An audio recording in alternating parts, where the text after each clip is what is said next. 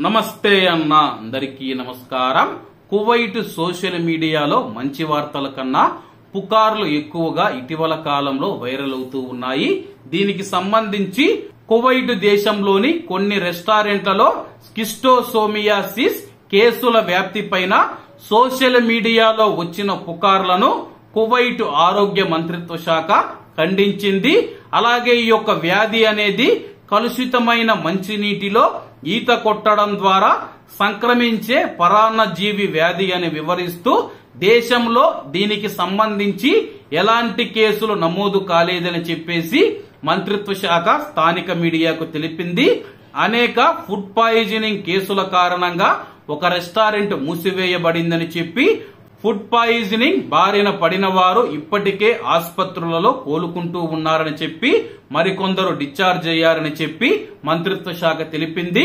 Kuwait లో ఆహార భద్రతను నిర్ధారించడానికి మరియు ప్రజా పరిశుభ్రతను ప్రోత్సహించడానికి ఫుడ్ అండ్ న్యూట్రిషన్ అధికారులు కువైట్ దేశవ్యాప్తంగా తనిఖీలు నిర్వహిస్తూ ఉన్నారని చెప్పి అధికారులు తెలిపారు. ప్రస్తుతం మనం చూసుకుంటే కువైట్ సోషల్ మీడియాలో ఒక పుకార్ అయితే వ్యాప్తి చెందుతూ ఉంది.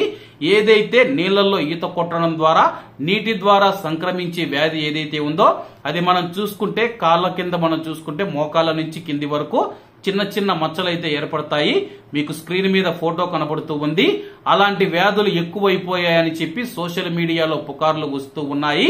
దానికి సంబంధించి ఎటువంటి కేసులు నమోదు కాలేదని చెప్పేసి కువైట్ ఆరోగ్య మంత్రిత్వ శాఖ స్థానిక మీడియాకు తెలిపింది. కాబట్టి అందరూ బాగుండాలి, అందులో మనం ఉండాలి. అందరికీ నమస్తే అన్న, జై హింద్.